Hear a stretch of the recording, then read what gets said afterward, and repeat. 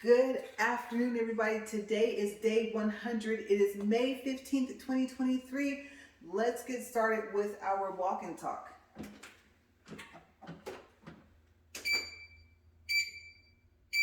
Okay, so I am not sure where to begin because what I may say on part of this video was not planned. But I'll tell you guys more about it when I get up to speed 4.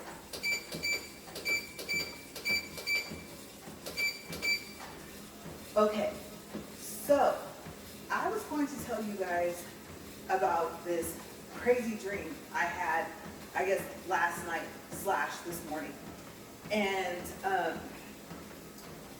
I got completely sidetracked with what I just got finished dealing with. Okay, so I don't think I mentioned it, but it is almost 1 p.m. in the afternoon.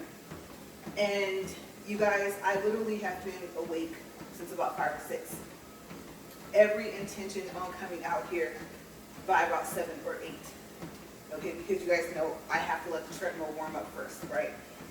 It's to that point already with not that much, use.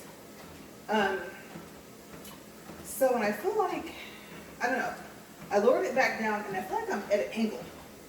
I think I'm a little bit too much to the right.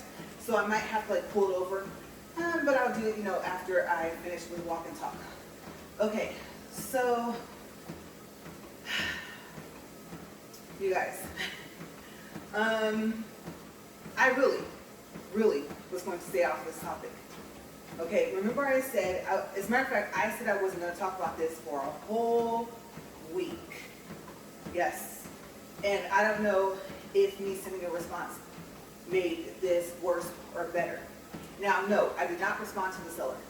Okay, they haven't made any other offers for about, the treadmill. They offered a $150 discount and we hire a technician. Right, like I said, who's going to agree to being out of over $600 still?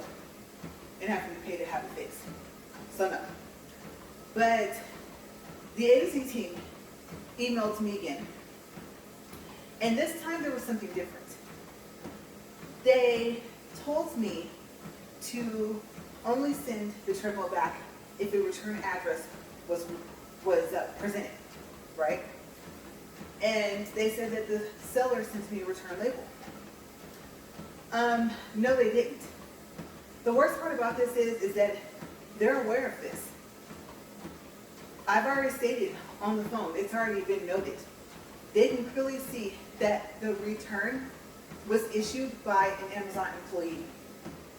They can also see that the label is an unpaid return label. And even on the return label page on number 3, it says if you have received an unpaid label from Amazon, and if you can't afford to send an item back, don't send it back. Contact the seller and ask them to assist you in paying for the return shipping. Okay, so they told me, the message is in the buyer-seller page.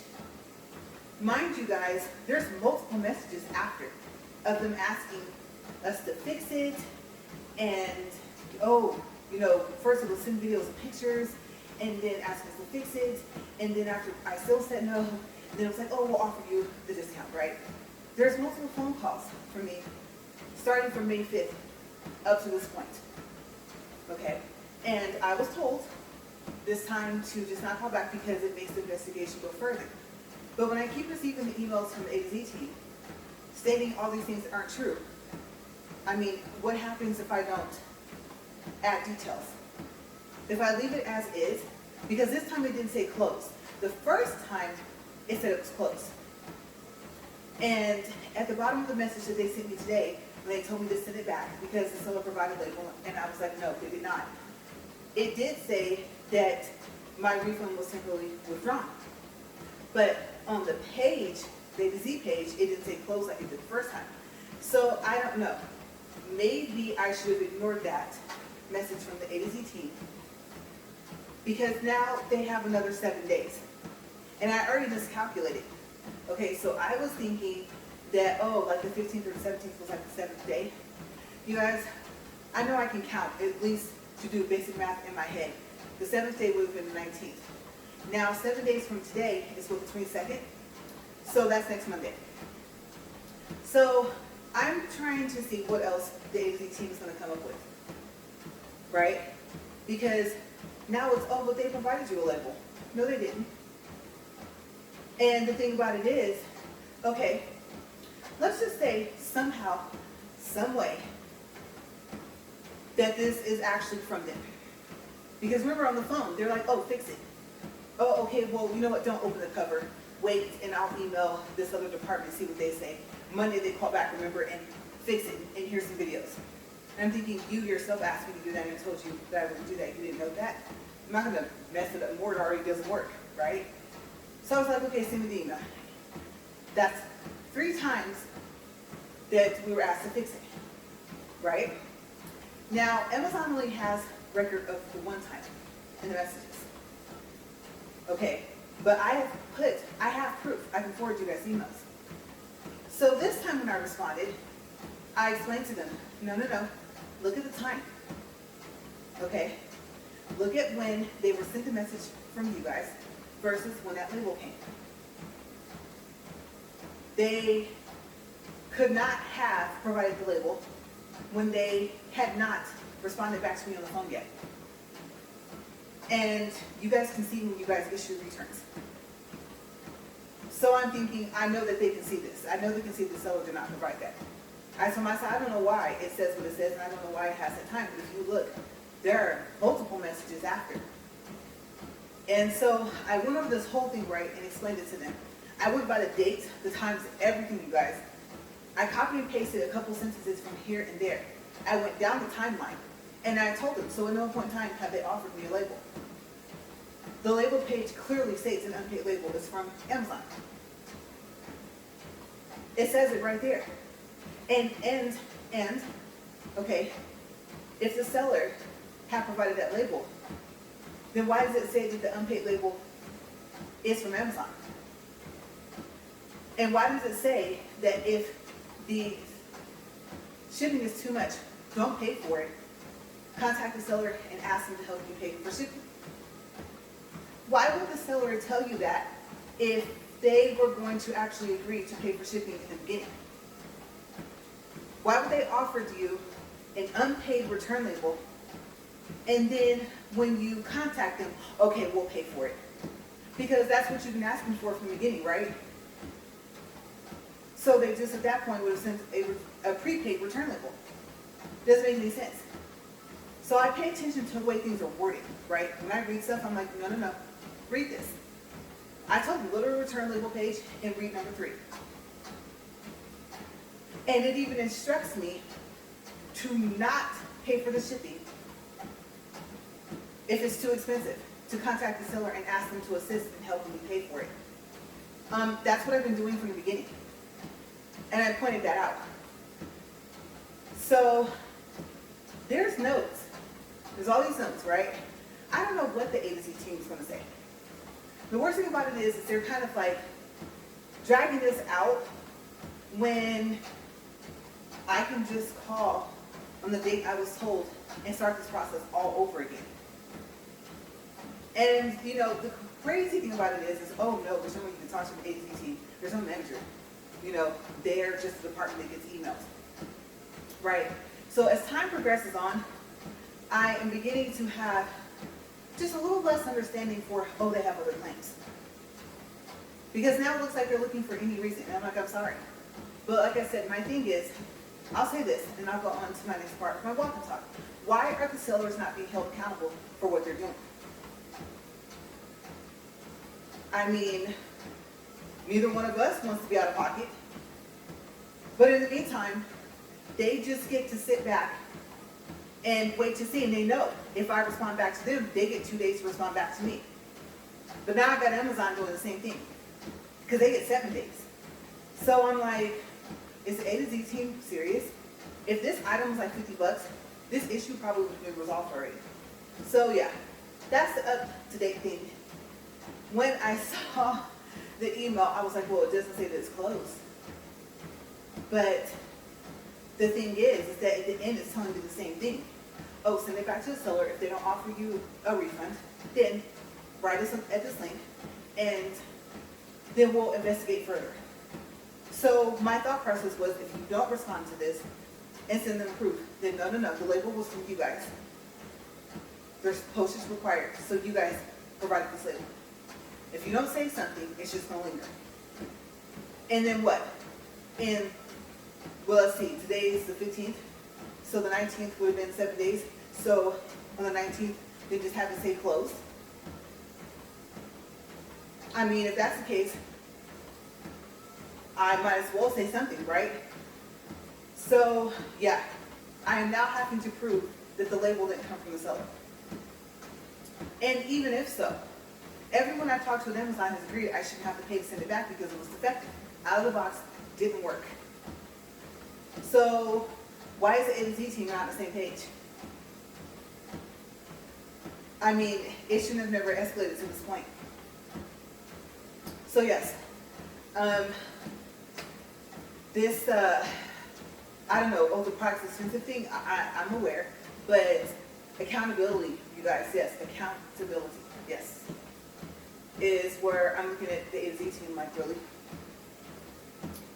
If you guys look at your investigation, I mean, I fully believe I'm the first person this has happened to this company at this point. And if you guys are tired of paying our claims, hold them accountable. So I don't know. But yeah, I was, because I thought about it, I was like, you said the other day you weren't going to talk about it again until you had a decision.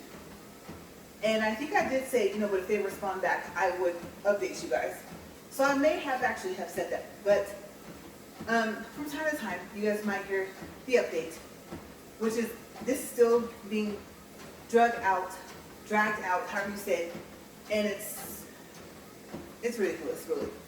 So yeah, like I said, luckily the treadmill still works, and I'm gonna say maybe the treadmill just thought, when today's 100, she was gonna come out and be like, yay, celebration, you guys, oh my gosh, 100 days.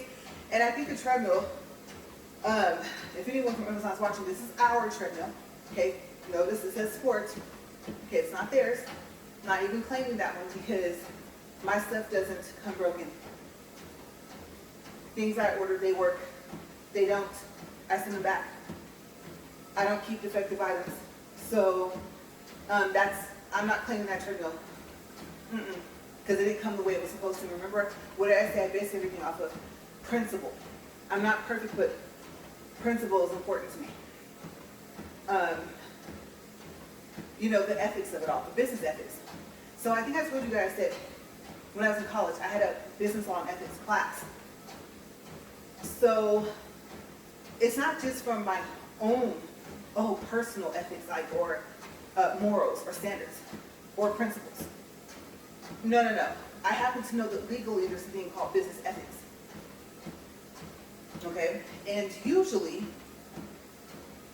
a company follows it, or they're supposed to. So this should not turn into a legal matter. This is crazy. Like, I don't have time for this. And there are so many other things that are going on just in world, period. This is small in comparison, I understand that. But at the same time, we're still going through this issue. And that it didn't cost like $10. So it's not just principle. It's not just the fact that it falls under business ethics, like where is the ethics with the company? It falls just under, that's just a no. Like, remember I said it's like X factor. It's just wrong, right? I don't know what else to call it. I mean, I don't know how someone is sitting here reading all this stuff, and it's like, oh, well, they did this. Really? So did you go investigate the return label page? Did you look at that? Because if you had, you would have wrote a message. So, or maybe you would have. I don't know. Like I said, I think they're trying to just drag this out 7 more days. I'm thinking I would be tired of reading my own messages. I'm persistent when necessary. And I see $757 and some change of a reason to be persistent sitting over there. plus what it would cost to send it back because it weighs 140 pounds. So I really can't help that. I'm a person to admit if I was wrong, then I'm wrong. But I don't think I'm wrong in this situation. And some people may not agree. But it's not like I bought it as is and bought it used knowing it came as is. Because that is a whole different situation. You should expect for a product that's as is to pretty much be already failing or be at a failure point. And that lets you know that it's on you at that point. Especially if it says it's used. Especially if it doesn't say like new. Condition is like new changes things, right? So yes, we are at 14 minutes, 50 seconds, and we'll see. We'll see. Usually when I say something and I promise, I usually keep the promise, but I didn't realize I said unless they write something else. So no, that's all I gotta say is this, just no. Whole situation is a whole bunch of something that doesn't need to be. It's ridiculous. Okay, so my dream. Oh my gosh. It was weird. So I had a dream that me and my friends were all grown up. Now, two of the people in this dream, well, including my husband actually, because he wasn't in it, but somehow he came up for some reason. I think it came down to like, our car insurance or something like what we had, and he had originally set it up, and so we like went on to, I should say actually I went on to his car insurance, right? So that happened in real life. So in my dream it was still like that, with a $100 deductible, which is pretty great, right? So the thing was that one of my friends, and remember I told you guys that I had two friends. I don't know if I told you guys, but I can't remember exactly what I called this, but I was like, one friend I told you guys that I was going to see in April, this past April, and I did. And I've known her since the 6th grade. She's one of my best friends. And then the other one, we met in 7th grade. So the one that we met in 7th grade, one of our other best friends, she had a daughter that was going to graduate. And I remember in my dream, she called me and asked me if I could come. And I don't think I was going to be able to make it. I was going to have to like move some stuff around, right? So I don't know if my husband had talked to me, but he was like, you know, see if you can go. And I thought about it, and I thought about how she looked kind of sad, and I was like, you know what, you need to shift some stuff around, you need to go. And it was going to be huge, huge graduation, right? Okay, so I thought, oh, that would be cool if our other best friend could go, right? They haven't seen each other in forever. So I said, okay, I'm going to set this whole thing up. So the day came, and it did happen to where I think I went and I picked both of them up, okay? And the daughter was like, first it flashed of her being at the house, and then it flashed of her being gone, so, you know, they go ahead so that they can like line up and do everything that they rehearsed, right? So then there was another guy, and we picked him up, and for some reason he ended up driving my car. And then I want to say we had one more person we were thinking about picking up, but I don't think, they didn't think they were going to be ready in time, so they were just going to, you know, drive themselves. So we're finally on the road to where the graduation is. And it's really bumpy, really uneven. And he's flying, you guys. He's driving super fast. And I'm thinking, I'm sitting in the back seat thinking, like, slow down, right? So I'm like diagonally from him. I'm in the back seat, but I'm not sitting behind him. I'm sitting behind the passenger side. And so I'm still thinking that he should slow down. He's talking. And I think we're discussing whether or not we're going to end up stopping, because I think the last person, they were like on the way. And it was weird. It was some town I've never seen. It was like a lot of greenery. The grass was like all evenly cut everywhere, which was like kind of odd. I mean, it was like, oh wow, how neat. You know, all the lawns were like well maintained and stuff like that. But, and there was trees and stuff like that. So it was completely different than where I live right now. And I was like, oh wow. And in my dream, I told you guys, almost like I'm watching TV, so I was thinking, oh, that looks so unique. That's like really pretty. Oh, look at this. And I don't even know what place I would have seen for my mind to even kind of like come up with this or for this to pop up in my dream, right? But it felt like home, like a familiar place. So we're still going down the street. And we're coming up, now we're getting closer to like some houses and stuff like that. And they're still spread out kind of far apart. And they're kind of far, good thing they were far like back from the road kind of. And so we could see like the huge parking lots and the building, part of the building.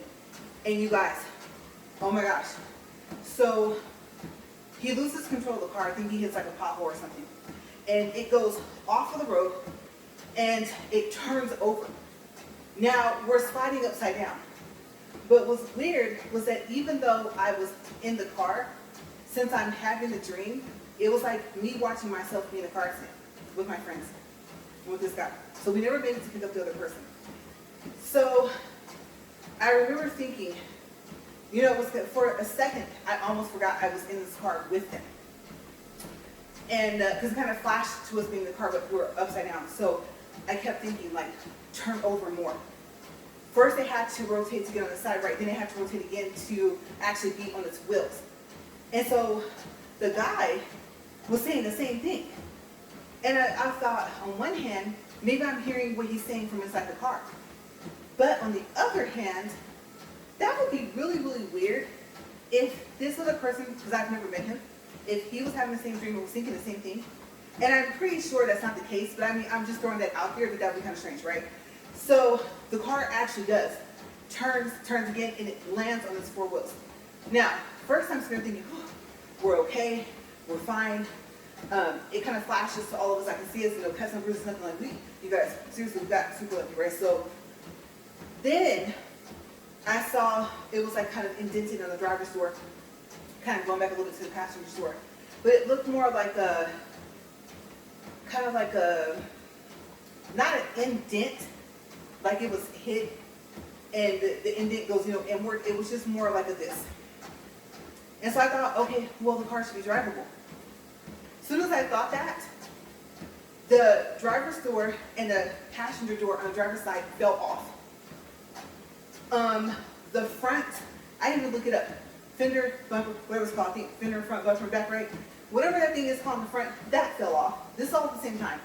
And I want to say 2 of the tires fell off. But I think I'm wrong. I think just the pieces of the car fell off. And so I could like hear what we were all saying. We're like, well, so much for that. Because we were all thinking if it could just get onto its 4 wheels, we could still actually drive the car. So no. So now we all get out and we decide to walk. We're close enough to walk. She can't miss her daughter's graduation, right? So we all get out. We're fine. Like I said, it's in someone's yard. And good thing there was like actually the fence and then the house. So I didn't even reach the person's fence yet. And so now we're walking. And I remember that we get inside. It's huge. It's a huge one-story place, right? All these seats. And our friend who the daughter was graduating, the family was waiting. Okay, so we already have seats lined up and everything like that. And, you know, they're cheering and stuff like that, so something must have started. I don't think we missed the graduation or missed her walking across the stage, but some part of it must have already been going because people were cheering. And so you see them waving her over, and then me and our best friend, like I said, we're all best friends. So we go, we get ready to sit. And the other name of the person that we were going to go pick up, I realized while we were talking about this person, picking them up, it was someone I knew. But like someone I knew in real life, because what we call him for short. Okay, so we don't call him by his whole first name. So I'm actually happy that he wasn't in the car, even though this wasn't real. This was like, you know, this was a dream, right? So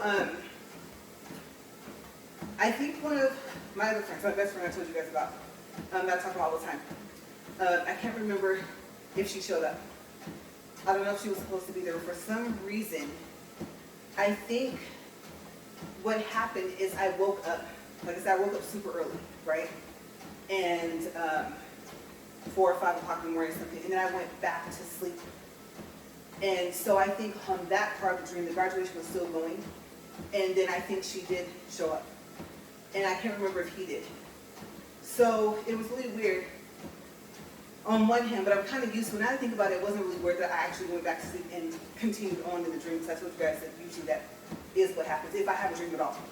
So, yes, I was just like, wow, that was crazy, and it could have been worse, right? So, I really don't know if there was anything in there that I was thinking about before I went to sleep or within the past couple of days that dream would kind of represent, because obviously I'm in one piece, so the car accident has not happened.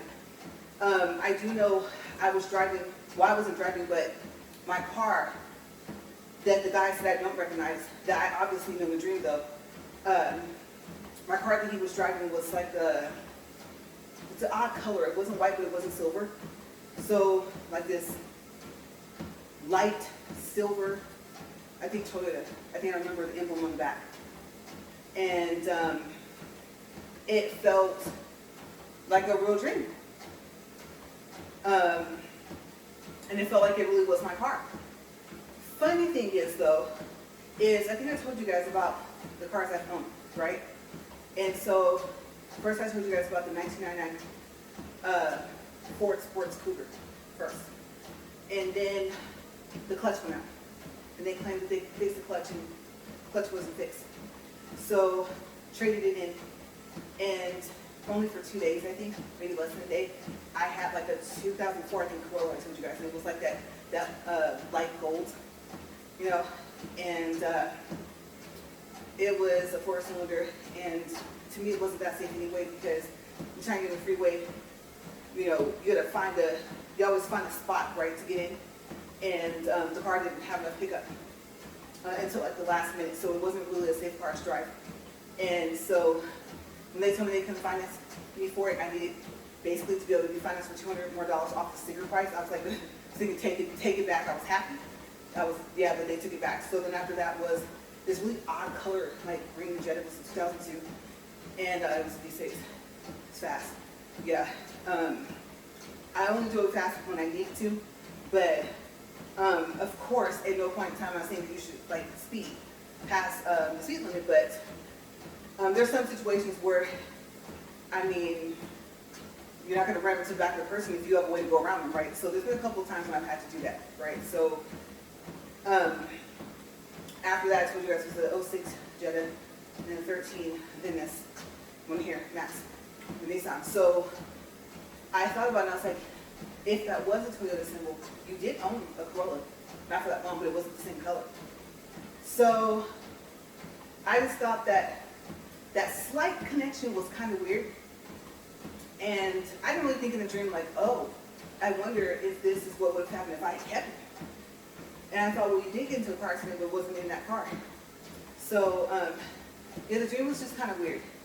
It was a familiar place of town. Felt like I really lived there. Felt like the car was really mine. Of course, I knew over half the people in my dream this time. And I think usually, like when a car crashes or something bad happens, like I feel the whole thing. Like I told you guys, oh my gosh, I hate the fact that I have tornado dreams, because I've been in like a house where in my dream it's picked it up, and I was turning with it. It was so scary, you guys. Oh my gosh, I had to make myself wake up. I was so high up in the air. I was just like, I can't believe this. I knew at some point it was going to like throw the house. And I told you one time, me and my husband were there, and the roof was already gone. And it was like a 4-story apartment complex, and we just hugged each other one last time. I think he was like, hug me or kiss me one last time or something, and then here it came that fast. And the next time we were like up in the air, and I was like, oh my gosh. And I think I woke up like right after it like filmed this, right? So I know I would have felt that landing. It's weird. Usually, like I said, so when I get hurt in my dreams, I can feel it. But I think it's kind of odd because it kind of went back to me, like I was watching my dream, and I think that's why I didn't feel the fact that it rose. Because like I said, first, it went onto the roof, and it slid Then, before it stopped, it turned 2 more times and landed on its wheels. But I didn't feel it, but the slight, well, there was a lot of fear, but I only had a slight bit of the fear of the car doing that. So I'm happy that I didn't have the full effect. Usually my dreams have the full effect. The whole thing, when it first flipped everything, I would have felt all that. Now the other thing is, though, when I finally did get up, because like I said, I picked up early, I just didn't get out here early. I did hurt a little, like on my right side. As a matter of fact, I'm still hurting. So, like my right knee hurts, and then my arm feels like when you fall and you scrape yourself, it feels like that. So it's weird, like it's burning right now a little bit, so that's kind of odd. And I'm not, because I think, let's see, was it yesterday or the day before, I did shave my arms. And I don't do it very often, but when I start seeing they start sticking up, I'm like, no. Time to do a little shave. And so I'm thinking that I cut myself, but I don't think so, but I don't see any cuts. And I don't use, you guys know I can't use like a lot of products. It's usually, I'm pretty basic, hypology and stuff, things like that. So it could be due to that. But why didn't I feel like this yesterday or the day before, whichever day I shaved my arms? So it's weird. My body may possibly be feeling the effects of that car accident, even though it wasn't real and I dreamt it. So I got to thinking, is it your mind? You think you feel it's not you? Or maybe you do, because usually, like even if I trip, how many of you guys have ever had those dreams where you're walking and you trip? Or you're walking for some reason, like your legs kind of let loose from under you and you just kind of almost drop? I don't know if you've ever had that happen. It's kind of like when you're, let's say, laying in bed and you're sitting up, right? You're kind of propped up. And you start to fall asleep and you feel yourself falling, and then when you wake up, you kind of jerk yourself back up. I don't know if you guys have ever had that happen, like in a dream that you were walking. But like I said, I feel all of that. And so, yes, very odd dream this morning. And we are at 31 minutes and 2 seconds. And that's what I was going to start with, was the dream and stuff like that. So, I don't know. I think that was it. I was trying to think. I thought I had something else. I know that I was waiting to wear the shirt again. Let's see. For the day that I was going to review that treadmill, which I thought was going to be the day after we put it together, right? And I was like, no, just go ahead and wear it. You wash it, wear it later. But I do think I've only worn this shirt like one other time for walk and talk. And you're probably thinking, well, what's so unique about that? Or like, why is that so special? Because if I haven't, I think I have, maybe one time, maybe. I can probably take a look and see. I think I'm wrong. Might have been twice, so I think once. But if I haven't, then I haven't worn this shirt since the first day I started my walk and talk. Okay, so, also, I did do my weight. I'm at 171 even. Okay, so remember, I lost the 8 pounds, and then I gained, I think, like 3 back. And I lost like 1.5 pounds, and then I kept going down. So once I get back down, I think it's to like 170 or something like that. I think it'll be back to where I'm at 8 pounds. So hopefully I'll just keep going down. And then do I think it makes a difference of like the days that I miss versus like the fact that I make up the days prior to the days I'm going to miss? Do I think that my weight will be more consistently kind of somewhat going down? Because I don't, like I said, I don't eat a lot either. So the fact that, you know, they say muscle weighs more than fat, after a while, if you're like me, I know it's in the beginning, I was really, really trying, you guys, to eat as often as I'm supposed to. And still I don't eat breakfast. I just, sometimes no lunch. So that I have not consistently have been doing.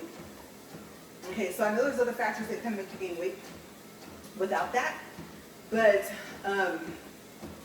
I do wonder if I knew for sure, because I made a huge challenge, right? 730 days, what was I thinking? So if it would be once a day, every day for 730 days, I do wonder if I would see more weight loss quicker.